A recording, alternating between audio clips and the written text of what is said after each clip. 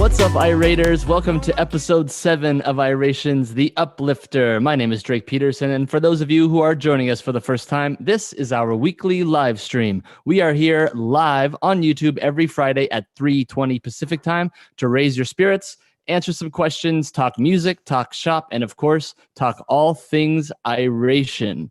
We are going to be changing things up a little bit this week. Since Coastin, the new album, is going to be coming out very soon, we're going to have a nice little discussion and share some information about the upcoming release. We also hope to share some teasers, behind the scenes, and videos in the next few weeks. But for now, we're going to have a nice little discussion on Coastin. Before we get to that, though, just reminding you that our new single, Right Here, Right Now, is available for purchase and streaming. The song features Eric Rachmani from Revolution and Scott Woodruff of Stick Figure. In addition, the 7th studio album, which is out on July 10th, is available for pre-order or pre-save. You can check that out on irationmusic.com, or if you want, you can go on iTunes or Spotify and take care of all of that. Also, our Coastin official album bundles are live on our online store. These are great. You can get a bunch of great little items like a nice little limited edition color vinyl, Coastin CD, a signed kick drum, something that Joe would use, a pair of signed drumsticks, 4-pack of guitar picks, and there's just a whole bunch of great stuff. So if you go on to irationmusic.com, you can check all of that stuff out. And in addition, we are going to try to help our crew out. So if you purchase an honorary crew tee, something that you'd see our crew members wearing at a show, so maybe you can try to sneak into a show with this. You wear this shirt. No, don't do that. If you buy this shirt, you will get the Coastin album digital download. So buy the t-shirt, get the album, help out the crew during these very, very hard times. And now, instead of doing stories this week, we are going to do a deep dive into the newest album, Coastin. But first, how's everybody doing today? Doing great. Thank you, Drake. Doing fabulous. Thanks, Drake. Very good. Thank you, Drake. Excellent. Hey, I also wanted to add, Drake, what I think is going to be really cool is when we start playing shows, for those of you that do get the honorary crew shirt, if we see you at a concert wearing that shirt, we're going to know in the hour of need, if you're sporting that shirt, that you are the ultra fan that was there for us and for our crew, and that'll be really cool. Yeah. So let's talk about Coastin right now. I'm going to start off with this question. What does Coastin mean to you? Let's start this off with MB. Coastin, to me, the word and I guess the literal translation of it is kind of like cruising, you know? And I think it's just I like the word coastin better, and I think cruising's a little bit overused, but it's the same vibe, same mentality. It's kind of like that feel good, laid back approach to any situation, you know. Also kind of just kind of a positive, uplifting connotation as well. And I think that translates into the music as well. I think it's a perfect one word to describe the music. It's pretty close as you could get. And that's kind of personally always been my mentality and approach to most situations. So it really resonates true with me as far as the overall vibe. Was it a pretty easy choice to make this the title track? Poosh, you want to talk about that? No, I think it was definitely a discussion. I think we kind of had some thoughts here and there about what it made sense. I know that, in general, that in past albums, we've used song titles as the titles of the albums. And obviously the last one was a self-titled album, just because, we didn't necessarily feel like one song or one phrase or word summed up the feeling of the entire album. I think in this case, Coastin did. I think the album is very much a journey, musical journey. It kind of goes from different genres and different feels, and I think the imagery that we kind of felt made sense of this record was like, you put on the record, and then you start driving in like a convertible Cadillac down the coast going like 45 miles an hour and just enjoying the ride and seeing all the sights, as opposed to just, getting in a Ferrari and going like 180 miles an hour on the 5 freeway. So I think it goes hand in hand with the kind of vibe of the whole album. I think that's what made sense at the end of it is Coastin is kind of sets the tone and kind of goes along with the musical journey that the album is. I'd say it's definitely a treat to be listening it from start to finish. It's definitely a great experience. And with that being said, what is everyone's favorite part of the album, or favorite even song? What's everyone's favorite song from the album? Coastin, you want to start us off? Sure. For me, I really like Right Here, Right Now, which is obviously the single that we just released. I tend to like the more reggae forward sounding songs, just because having grown up in Hawaii and listening to the radio over here, it's kind of just been my favorite style of music growing up. And whenever we make songs like that, it's kind of feels natural for me. And I know it probably feels, a little more natural for Joe and Adam, because they are kind of on that same tip. But yeah, as far as other songs go that are kind of leaning in that direction, I'd say Daylight Saving is one of them. Yeah, probably Daylight Saving and Right Here, Right Now are my top two. And then Contact High would probably be next favorite after that to play and to record. Jojo, what about you? Let's see. I mean, for me, I'd have to say I agree with Coastin. A little more of the reggae forward kind of songs. Guava Lane, for me, I love. It was fun tracking it. It's fun listening to it. I like it a lot. Also, Contact High. I love that song. It's different for us, and I like different. Different's good. Adam?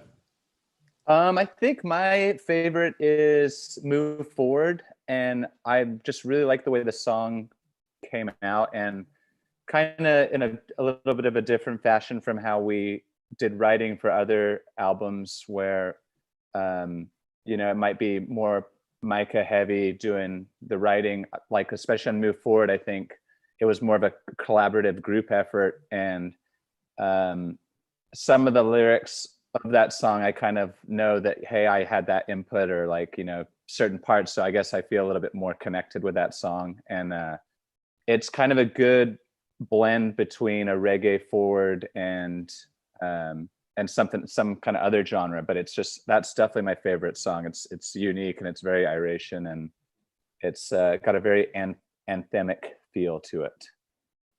Poosh, what would you say the most meaningful or favorite song off Coastin is for you?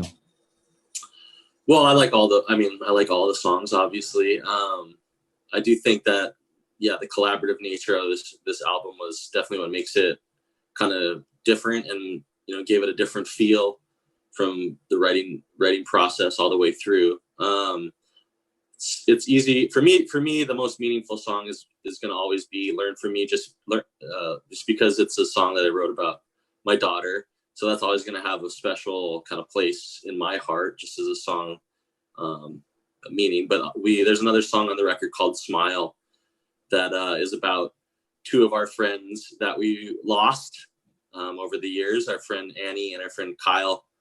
And it's a song that is about real people and real events and real things that happen. And I know the tendency for Iration songs is to be love songs or songs that are, expressly about more uplifting things. But it is a song, I think, that finds, an uplifting kind of vibe, even in something that is a sad event, and that's something that most people go through in their lives, which is loss. And I think it's just about, and in general, I think Iration songs, without being expressly happy, are songs about finding the positive in events that maybe, feel negative at first. Even breakups, People passing away, loss, those types of things. I think it's about finding the positive in everything. And so it's just those two songs for me, I think hold kind of a special place for me. Micah Brown, what about you?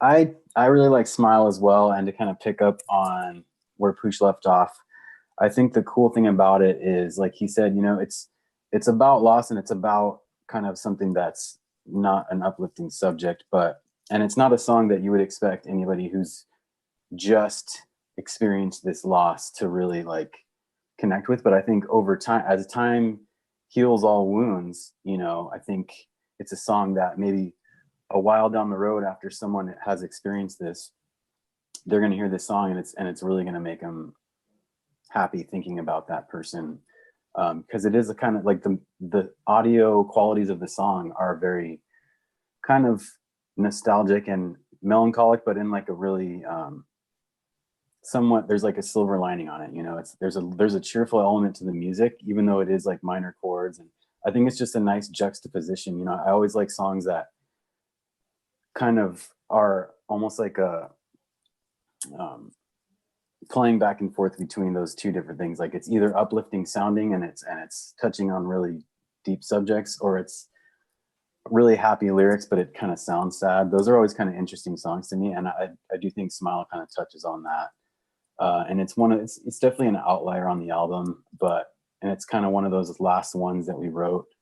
I feel like we had a pretty solid track listing, and then one of the last writing sessions we all had, that one kind of just organically came out together and ended up coming out really strong. And I think I think that's kind of what is cool about this album, is it's just going to be different in a lot of ways, and that certain song checks a certain box that wasn't there before we wrote it, and kind of enriches the whole track listing. I also really like Move Forward. I like the sonic elements.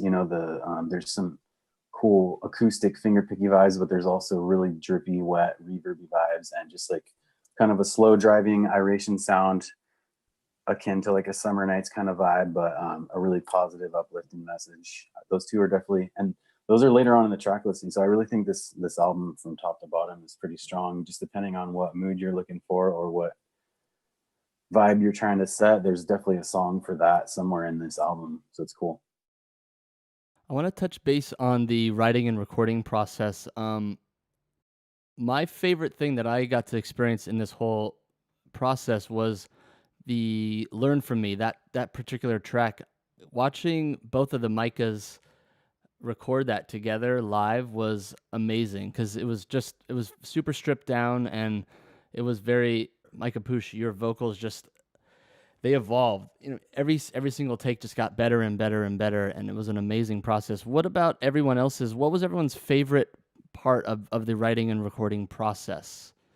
Coastin, you want to start? Sure. For me, I liked how much pre-production went into this record. We spent a lot of time just getting together and working on songwriting and working on demos, and just really being able to kind of get nitpicky without worrying about, oh, we're on the clock in the studio, because we were just kind of taking it as like, okay, we're going to spend this time doing pre-production. We're not going to rent out the big studio with all the crazy instruments. We're just going to really work on the songs before we actually get into the studio and start tracking stuff. So I think it allowed the songs time to develop as we were writing them. And it helps to have, a few days in between, an 8-hour songwriting session where you're just deep diving into a song, and then you have a couple days to sit with it. And then you come back in and you go, okay, what we thought sounded good actually was terrible. So let's rewrite that part and work on this part. And I think it really helped out with the final product, because when we went into the actual studio, we were a lot more prepared. Everyone had their parts all worked out, as well as a lot of strong stuff from the demos that we were able to use in the actual record. So yeah, for me, I just liked the amount of pre-production that went into this. Adam, what about you? I really like just kind of with the whole process, like in the very beginning, you know, when you're just building a song, like, you know, when we'd be in the small room upstairs of Santa Barbara Sound Design, and it's just a MIDI keyboard and maybe Joe's figuring out a drum beat on it. And then, you know, I'll try and lay a bass line and kind of building a song that way. And then maybe the following week we'll all be in a room trying to hash out some lyrics. And, you know, sometimes it will come really quickly. And I guess for me, that was kind of a first time I've really been involved in that process. And now I kind of have a greater appreciation and understanding of how kind of difficult that element of songwriting is. And also just, you know, there were times when we'd be in like a 3 or 4 hour kind of writer's block, and now getting to see the finished product and just really having a finished work that you can be very proud of and say that you've been a part of all of it, rather than just, you know, okay, I did the bass on this song or something, you know, something like that. What about you, MB? Yeah, I agree with Adam. I think it was a cool collaborative effort across the board. You know, it wasn't just everybody sticking with their duties or like what they do. Everybody had input. You know, we definitely threw a lot of ideas against the wall, and we wouldn't settle for something that not everybody was fully on board with. You know, like whether it was a melody for a hook. You know, I know right here, right now, like even before we wrote that hook, we had like 2 other kind of rough ideas of what the melody or the concept of the song was going to be, and we just never settled until we all felt like it was right. And so I think it was cool just having the time and having the camaraderie between everybody, sitting around in a room, almost like a round table kind of vibe on a lot of these songs, and just making sure everybody dug what we were coming up with, or if someone had an opinion, everybody's voice was heard. And, you know, there was not a lot of times where people were super adamant, like against each other on anything. I think things kind of naturally fell into place the way they were supposed to be. And, you know, I think just also having such a focus, you know, there was other good songs we wrote during these sessions that maybe we'll continue to work on after this, but it was like, if they didn't fit this project, then they, you know, it doesn't mean they were a bad song or that we're not going to finish them. But I think we just had a good focus on what we wanted this album to be sonically, tonally. I think finding all the tones that we found, like the acoustics sound really good, all the guitars, all the keys and the synths, drums and bass have that classic, there's just kind of a classic sound to every song. And I think sometimes that's nice, not letting yourself stray too far from a focus in a lot of ways makes the final product that much more zeroed in on something that you wanted it to be, and comes out the way you were setting out for it to be. So I think in general, that was kind of a win for us on this one and across the board. Micah Poosh, what song off Coastin was your favorite to write or record? Well, I think as far as the writing process goes, it's hard to pick one. I think they were all pretty fun to write. I think, obviously, some of them came a lot smoother than others. I think sometimes is, you know, when writing songs, sometimes it's like pulling teeth, getting a song from start to finish. Sometimes it's a bridge or a pre-chorus or a certain lyrical piece that becomes problematic, and it ends up holding the whole song up for a long time. Some of them go really fast, and I think a song like Move Forward went pretty smoothly. I think Contact High went pretty smoothly. Coastin was a smooth one. I think those songs in general, even Guava Lane, I think was a pretty smooth smooth move, I should say. But as far as the tracking goes, I think probably one of the most fun days was just when we did the tracking session down in LA with the strings, doing Fancy, If You Only Knew, and all those kind of string parts. Just being there and watching those you know, the ladies that did the strings kind of cut their parts. I thought that was a really cool moment, just kind of seeing those parts come to life, what they added to the songs. Outside of that, we did have a day with Junior from Common Kings at East West where he cut his vocals, and just watching somebody that is that level of vocalist was very, very, very impressive. Like, we were all just like blown away at how talented he is and his range, and, you know, just the things that you can do with a vocalist of that caliber.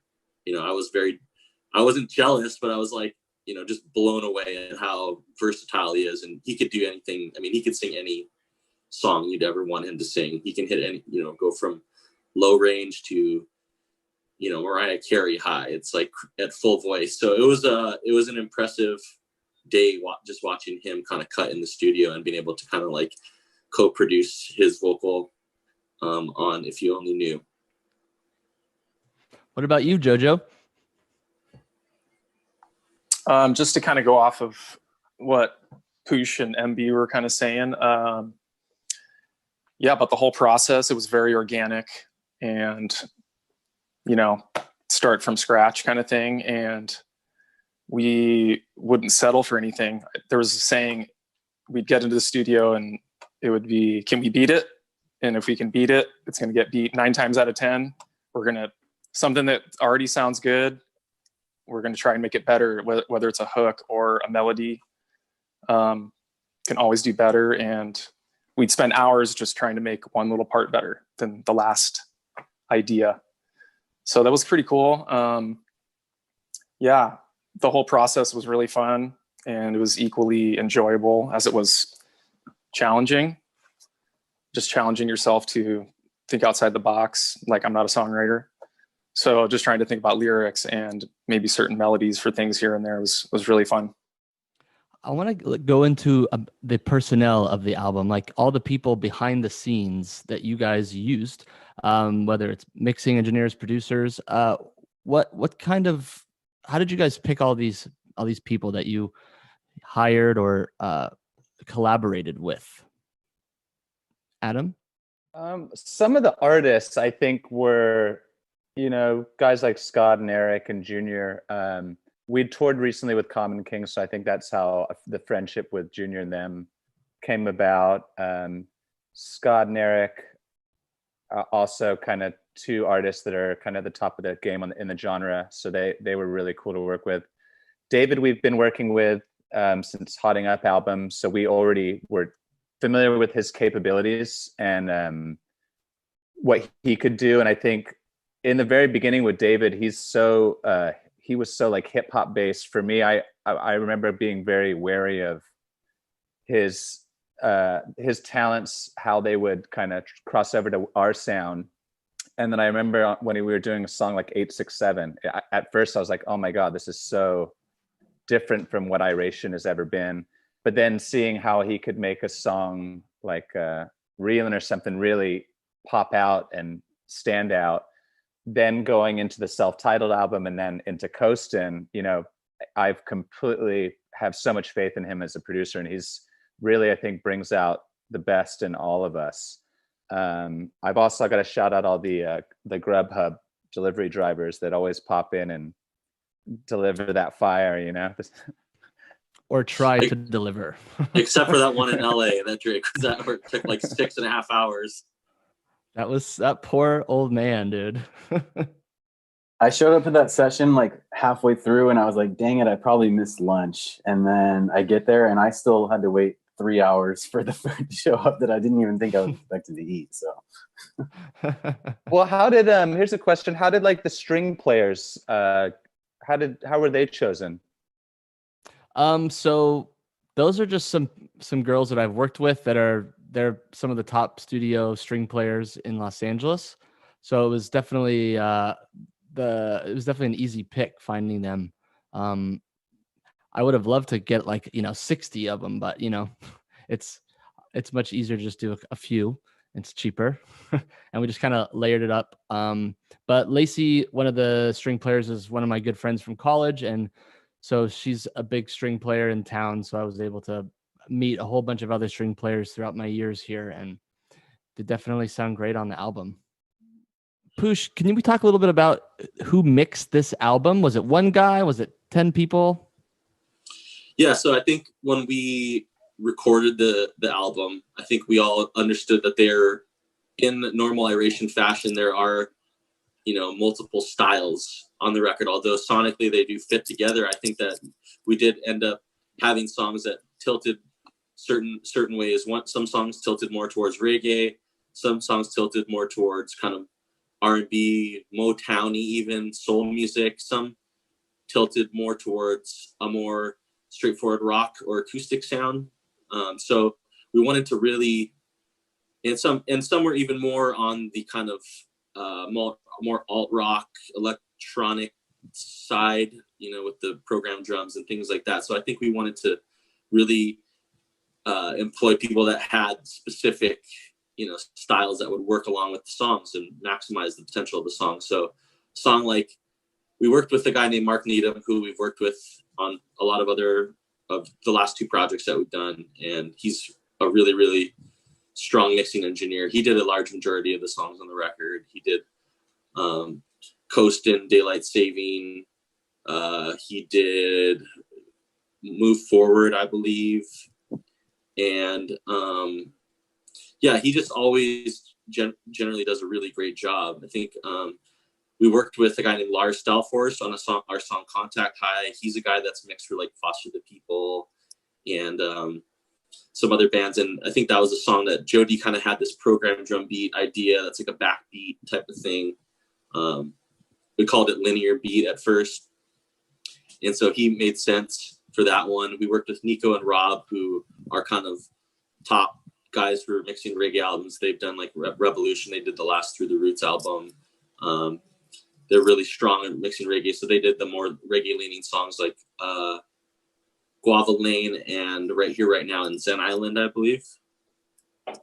And then we worked with a guy named Jimmy Douglas, who has mixed anyone from like, Justin Timberlake to Aretha Franklin to, done a lot of work with Timbaland, the producer. So we did him for the more Motown soul, R&B leaning songs, Home Tonight, Fancy, If You Only Knew. And then we had Will Briere, who's been our studio engineer for the last 3 albums, mixed Learn From Me. And he did some mixing on the last record as well. So yeah, I mean, we really tailored, and Chill Out was mixed by our friend Claudio, who is another guy that's mixed songs with us on the last record. So we had a lot of different mixing engineers.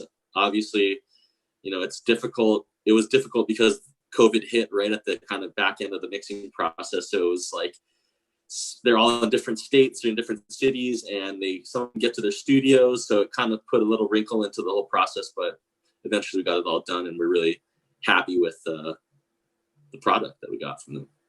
Yeah, and I think to extrapolate on Will too, I think beyond his duties as engineer and also he mixed the track, I think he was such a pleasure to work with in general, just because he's so fast, so efficient, always kind of a positive attitude, unless he has cilantro on his takeout. Or bread and butter pickles. Or bread and butter pickles, mangoes. There's certain things that really set him off. But if he's got a good lunch in his belly and he's happy, like, he's such a pleasure to work with, and made the tracking process so much smoother than it could have been. And he's like he was saying, he's been on the team with us since Hotting Up days. And shout out Will, awesome guy. What about like art? Who did the album art, and how did you guys find the artist? So we found him on Instagram. His name is Made by Motel, at Made by Motel. And there's a guy named Stan. I think he's up in the Toronto area, but I think Xavier or somebody found his artwork. He was doing kind of throwback versions of old classic vinyl albums. He was doing like hip hop albums and kind of recreating them with using his own art, and doing his own versions of those. And we saw them and we're like, these are really cool. So we contacted him, and he was open to doing it. And obviously, he did a great job. I think the we did kind of go through some kind of a journey with the art, and it kind of went from different places, changed a little bit from here and there, but I think we all ended up with something that we're all very happy with, that looks very clean, and it fits totally with the vibe of the album, goes along with the musical aspect. So I think in general with album art, you kind of want the visuals to work alongside the audio, and I think in this case it does. Excellent. Well, now we're going to get to a couple fan questions. If you are interested in submitting a question, you can call or text our phone number at 805-225-6886.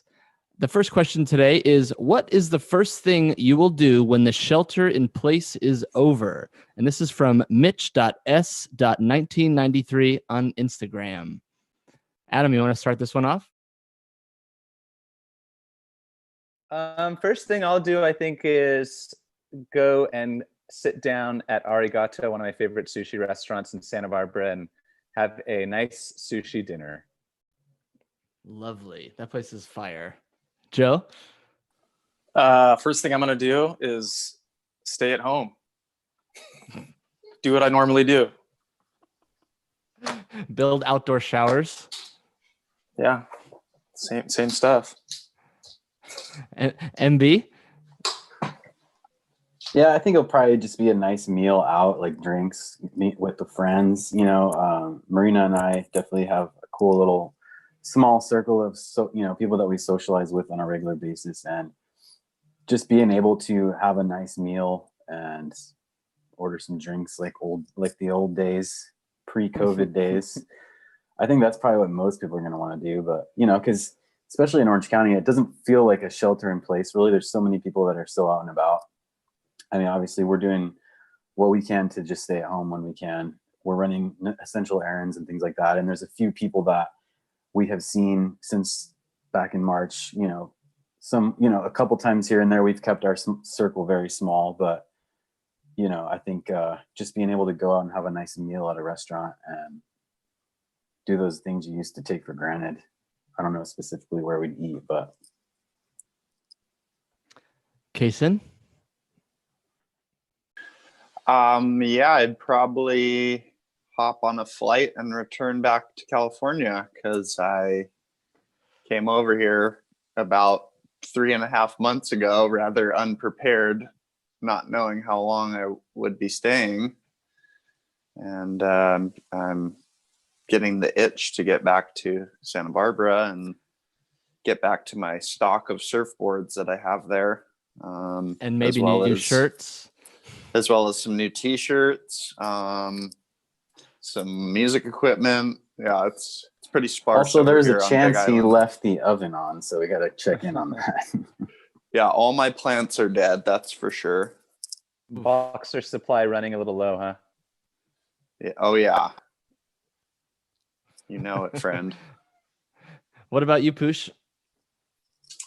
I'm kind of in the same boat with the rest of the guys. Like when we're off the road, I don't really do a whole lot of, I'd say golf, but I think the golf courses are open and I can't really leave the house for like 5 hours anyway, as it is right now. So I'd say, probably like my number one thing would be hopefully be able to travel, to Hawaii. I'd be going the opposite way of Coastin, just to visit my family and see my mom and my dad, and so they could meet their granddaughter for the first time, because right now, basically the only person she's met have been like Chloe's like very immediate family, her sister, mom, and then her kind of best friends. And even then, it's like we're meeting them through the like screen door of our backyard, or we're with the distancing. So I think once hopefully that happens, we can make a trip back to Hawaii and just get to see my family. If you have any questions that you want to get read on the air, hit us up at 805-225-6886. That is it for us today on the Uplifter. We will see you next week. And remember, when the news gets you down, you can always tune into the Uplifter.